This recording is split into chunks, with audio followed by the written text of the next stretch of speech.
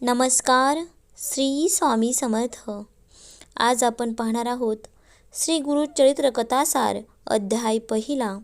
दत्त जयंती याच महिन्यामध्ये आहे, त्यामुळे आपण सुरू केलेला आहे श्री गुरुचरित्र कथासार वाचन. त्यामधील आज आपण पाहणार आहोत अध्याय पहिला. अध्यायाला सुरुवात करण्यापूर्वी पाहूया फलश्रुती. या अध्यायाच्या श्रवण पठणाने कल्याण होईल आणि गुरुकृपा होईल. तर श्री गुरुचरित्र कथासार अध्याय पहिला. श्री गणेशाय नमः. श्री सरस्वते नमः. श्री कुलदेवताय नमः. श्रीपाद श्रीवल्लभाय नमः. श्री नृसिंह सरस्वते नमः. हे विघ्नहर्ता गिरिजानंदनाथ, तुम्हाला नमस्कार असो. तुम्ही गजानन लंबोदर एकदंत म्हणून प्रसिद्ध आहात. तुमचा जय जयकार असो. हे गणपती, तुम्ही आपले सुपाप्रमाणे मोठाले कान हलवता, तेव्हा जो वारा उसळतो त्याने विघ्ने उडून जातात. तुमचे मुख तृप्त सुवर्ण किंवा उगवत्या सूर्यासारखे तेजस्वी आहे. तुम्ही विघ्नरूप अरण्य तोडण्यासाठीच हातात परशु धारण करता. तुमच्या कटिभागाची नागाचा कमरपट्टा आहे. तुमचे सर्परूपी यज्ञोपवीत किती शोभून दिसते आहे. हे विनायका, चतुर्भुज असे तुम्ही खूपच सुंदर दिसता. तुम्ही विश्वाचे प्रतिपालक आहात. जे तुमचे चिंतन करतात त्यांच्या कार्यात विघ्ने येत नाहीत. त्यांच्या सर्व इष्टकामना लवकर पूर्ण होतात.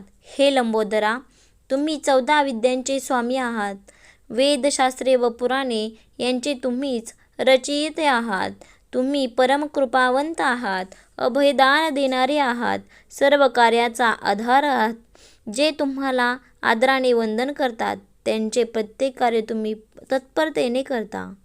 तुमचे महात्म्य थोर आहे, म्हणून हरिहर ब्रह्मादी देव श्रेष्ठ नित्य तुमचे स्तवन करतात. प्रत्येक कार्याच्या आरंभी सर्व तुमचेच नित्यपूजन करतात. हे गजानना, श्री गुरुचरित्र वाचावे असे माझ्या मनात आहे. तुम्ही बुद्धिविधाते आहात, म्हणून तुम्हाला वंदन करून मी अशी प्रार्थना करतो की हे कार्य तुम्ही पूर्णत्वास न्यावे. मी अज्ञ आहे, मी मतिहीन आहे. मी तुम्हाला शरण आलो आहे. माझ्यावर कृपा करा. हा ग्रंथ पूर्ण करण्यासाठी मला आशीर्वाद द्या. आई सरस्वती, मी तुम्हाला नमस्कार करते. तुम्ही ज्ञानदात्री आहात. विद्यारूपी वैभवाने संपन्न करणारे आहात. वेदशास्त्रे पुराणे हे सर्व तुमच्या वाणीचे प्रकट झाले आहेत. तुम्ही जगत माता आहात. मती प्रकाशित करणारे आहात. तुमचा प्रभाव अचिंत्य आहे. तुमचा महिमा अगाध आहे. तुम्ही विश्वाच्या सूत्रसंचालिका आहात. सर्व जीव तुमच्या प्रेरणेनुसार कळसूत्री बाहुल्याप्रमाणे वागतात. जे तुमच्या चरणी विनम्र असतात त्यांच्यावर तुमची विशेष कृपादृष्टी असते. नृसिंह सरस्वती हे माझे गुरु. त्यांच्या नावात तुमचे नाव असल्यामुळे तुम्ही मला अत्यंत प्रिय आहात. आदरणीय आणि वंदनीय आहात. तुम्ही माझ्यावर प्रसन्न होऊन या ग्रंथकार्यासाठी मला नित्य स्फूर्ती द्या, अशी मी तुम्हाला विनंती करते. आता ब्रह्मदेव, भगवान विष्णू व शंकर या त्रिवर्गास वंदन करतो. चतुर्मुख ब्रह्माजी सृष्टीची निर्माण केली. लोकांच्या कल्याणासाठी वेद प्रकट केले. मी त्यांना नमस्कार करतो. श्री विष्णू विश्वाचे पालन पोषण करतात. देवी लक्ष्मी सहित क्षीरसागरात वास करतात. ते आपल्या चारही हातामध्ये अनुक्रमे शंख, चक्र, गदा, पद्म धारण करतात. पितांबर नेसणारे आणि गळ्यात वैजंतीमाळा धारण करणारे ते ऋषिकेश अत्यंत कृपाळू असून शरणागतांचे सर्व अभीष्ट पुरवतात. मी त्यांना नमस्कार करतो. शिवजींना 5 मुखे 10 हात आहेत. ते व्याघ्रचर्म परिधान करतात. अंगावर सर्पभूषणे घालतात.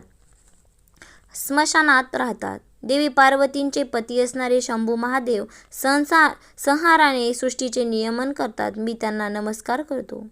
सर्व देवांना नमस्कार. सिद्ध, गंधर्व, यक्ष, किन्नर, थोर ऋषीवर, व्यास, परमादी मुनिश्रेष्ठ, वाल्मिकी आदी कवीश्वर या सर्वांना नमस्कार.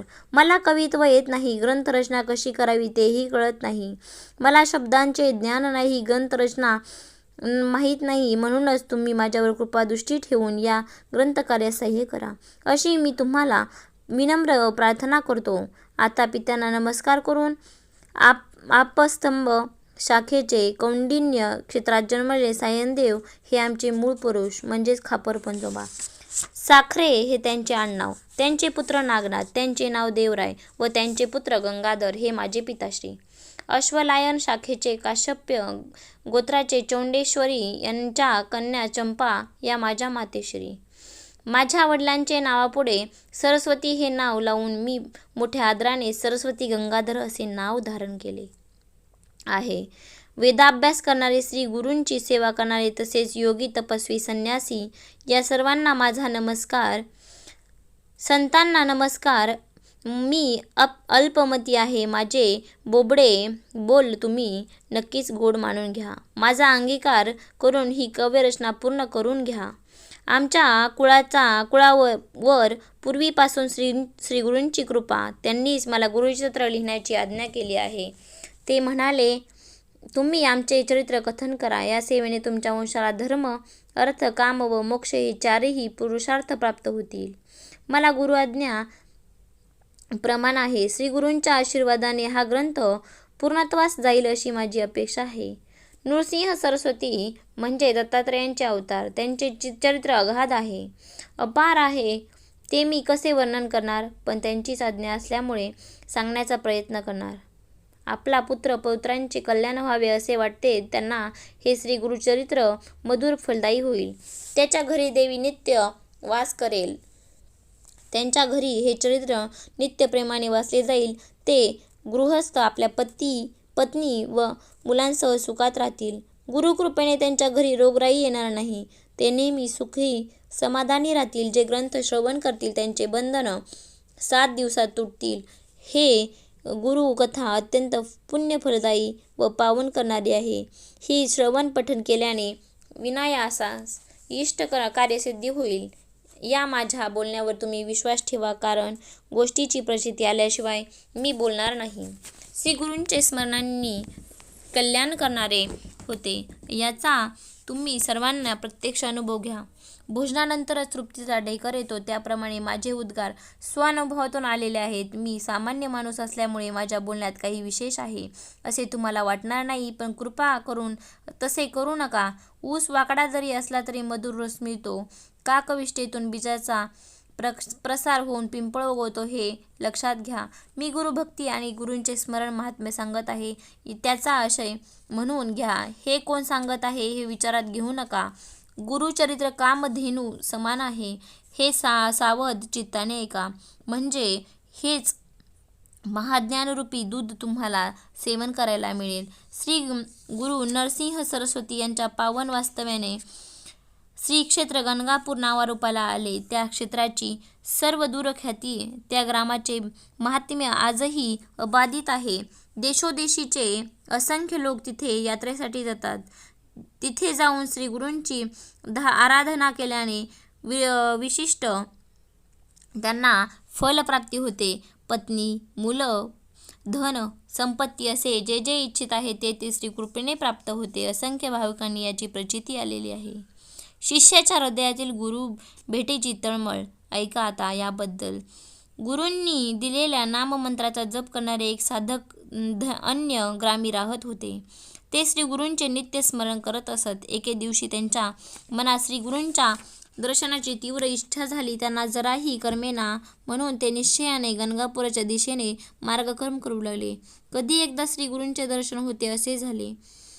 देह पडला तरी चालेल, पण श्री गुरूंचे दर्शन झाल्याशिवाय किंवा घेतल्याशिवाय परतायचे नाही असा निर्वाणीचा विचार करून ते एक एक पाऊल पुढे टाकत होते. त्यांना तहान भुकीची पर्वा नव्हती. स्वतःला होणाऱ्या कष्टांची तमा नव्हती. ते अत्यंत करुणावचनांनी श्री गुरूंना सतत आळवत होते. गुरुदेव, मी तुमचा दास आहे. अहोरात्र तुमचे नामस्मरण करतो. तुम्ही माझी तळमळ जाणता. म्हणूनच त्यांच्या स्मरणाने समस्त दैन्यांचे निरसन होते. त्या तुम्ही मला आज दर्शन दिले नाही तर तुमच्या महात्म्याला कमीपणा येईल. परिसाच्या स्पर्शाने लोखंडाचं सुवर्ण झाले नाही तर दोष कोणाचा? तुमच्या भेटीसाठी मी अत्यंत व्याकुळ झालो आहे. तुम्ही माझ्यावर कृपा केली नाही तर मी कुठे जाऊ? वेद म्हणतात गुरु हेच त्रयमूर्ती आहेत, भक्तासाठी कृपा सिंधू आहेत. कलियुगात ते नरसिंह सरस्वती या नावाने विख्यात होतील आणि अगम्य लीला दाखवून लोकांचा उद्धार करतील. गुरुदेव, त्या वेदवाचनांना तुम्ही माझ्या बाबतीत खरे करून दाखवा, कारण त्याशिवाय माझा विश्वास कसा बसणार? ब्रह्मा, विष्णू, महेश या तीनही देवांची गुण तुमच्या ठायी एकवटले आहेत. तुम्ही भक्तवत्सल, भीमानी, भक्तरक्षक, भक्तांचे सह्यकर्ते आणि परम दयाळू आहात. म्हणूनच माझी तुम्हाला अशी विनंती आहे की मला भावभक्ती माहिती नसली, माझे चित्तही स्थिर राहिले नसले तरी मला वेगाने पावा. हे नरहरी, माता आपल्या बाळासाठी कधी टाकते का? नाही ना. मग तुम्ही माझी उपेक्षा करू नका, कारण माझ्यासाठी माता, पिता, बंधू, मित्र, स्वकीय सर्व काही तुम्हीच आहात. तुम्हीच माझी कुलदैवता आहात आणि तुम्हीच माझे सर्वस्व आहात. माझ्या वंशपरंपरेने तुमची सेवा केलेली आहे, म्हणून मीही तुमचे भजन करतो. गुरुदेव, तुम्ही माझी कष्ट व दैन्य हरण करा, कारण तुम्ही तसे केले नाही तर तुम्हाला कृपासिंधू कोण म्हणेल? विश्वाचे पालन करणारे कोण आहे तर? आणि देवांसाठीही तुम्ही समर्थदाता आहात असे पुराणे सांगतात. मग माझ्या मनीचे दुःख तुम्हाला कळत नसेल? अहो, तहान्या बाळाला काय हवे ते त्याच्या आईला तात्काळ कळते. मग मला काय हवे हे तुम्हाला समजत नसेल, पण घेतल्या वाचून काही द्यायचे नाही अशी तुमची रीतच असेल तर मी तुम्हाला काय देऊ ते तरी सांगा.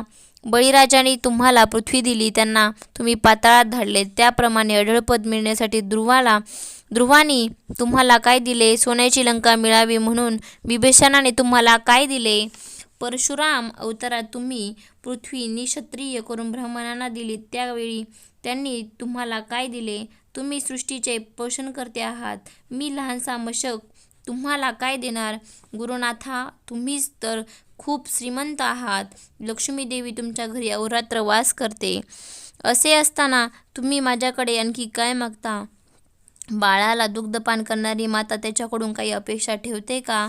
मग माझ्याकडून काही घेतल्यावरच मला देणार असाल तर तुम्हाला दाता कोण म्हणेल? आणि मी तुमची सेवा केली नाही असे तुमचे म्हणणे असेल तर सेवेच्या बदल्यात काही देणे हा तर शुद्ध व्यवहार झाला. त्यात तुमचे काय औदार्य? आकाशातून वर्षाव करणारा मेघ कोणाकडून सेवेची अपेक्षा करतो काय? आता सेवेबद्दल बोलायचे तर माझ्या पूर्वजांनी तुमचे वर्षानुवर्ष दास्य केले आहे. तुमची सर्वतोपरी सेवा चाकरी केली आहे. ते माझे वडिलोपार्जित सेवारूपी धन तुम्ही मला परत करा, अर्थात त्याच्या बदल्यात माझा सांभाळ करा. व्यवहाराला धरून आम्ही आमचे मागून घेतले तर त्यात काय वावगे आहे? नरहरी, हे जर तुम्ही केले नाही तर मी तुमची पंचाईत करीन, तुमच्याकडे इष्ट ते फळ जिंकून घेईन. पण माझ्यावर कृपा करणे सहज शक्य असताना मला एवढा आटापिटा का करायला लावता? हा बालक तुमचा सेवक आहे म्हणून याबाबतीत एवढी कठोरता धरणे तुम्हाला शुभतंय का? मी तुमचा काही अपराध केला असेल तर कृपा करून सांगा, पण माझ्यावर असे रागवू नका. आई रागवली तर बालक पित्याकडे जाते व पिता रागवला तर आईच्या कुशीत शिरते. पण इथे माझी माता व पिता तुम्हीच आहात, त्यामुळे तुम्हीच रागवला तर मी कुठे जाणार? तुम्ही मला क्षमा करणे यातच तुमचे मोठेपण. तुम्ही जगाचे स्वामी आहात. लोक तुम्हाला अनाथांचे रक्षण करते म्हणतात. तुम्ही अत्यंत कृपाळू आहात अशी पुराणे ही ग्वाही देतात. मग माझी अर्थविनवणी तुम्हाला का ऐकू येत नाही? या माझ्या करुणा वचनांनी पाषाणालाही माझं पाझर फुटेल. मग तुमचे अंतःकरण मृदू का होत नाही? माझ्यावर कृपा करण्यासाठी एवढा विलंब का? अशा प्रकारे तीव्र शिष्य तळमळीने श्री गुरूंना आळवत होता. ते हृदयगत ऐकून कृपाळू गुरुनाथ द्रवले. वत्सासाठी गायीने धावत जावे तसे ते धावत त्याच्यासाठी आले. श्री गुरूंच्या दर्शनाने त्या नामकरणी गुरुपददृष्टी नाममंत्राचा जप करणाऱ्या शिष्याची तळमळ एकदम शांत झाली. त्यांनी त्याच्या चरणावर मस्तक ठेवले व आपल्या मोकळ्या केसांनी त्यांच्या चरणावरील धूळ झाडली. डोळ्यांतून उघळणाऱ्या आनंदाश्रूंनी त्यांचे चरण धुतले. त्यांना हृदयात मंदिरात बसून त्यांनी षोडोपचारे पूजा केली. त्या समयी त्यांना खूपच आनंद झाला. त्यांच्या हर्षोत्फुल्ल हृदयात श्रीगुरूंची मूर्ती स्थिरावली होती. अशा प्रकारे श्री गुरु भक्ताच्या अंतःकरणात वास करतात, म्हणून सरस्वती गंगाधरांना मोठा आनंद व संतोष वाटतो. अध्याय 1 अशा प्रकारे इथे समाप्त होत आहे. सर्वांनी माझ्यासोबत भजन करा. श्री स्वामी समर्थ. जय जय स्वामी समर्थ महाराज. श्री स्वामी समर्थ. जय जय स्वामी समर्थ. श्री स्वामी समर्थ. जय जय स्वामी समर्थ महाराज. श्री स्वामी समर्थ. जय जय स्वामी समर्थ. अवधूत चिंतन. श्री गुरुदेव दत्त.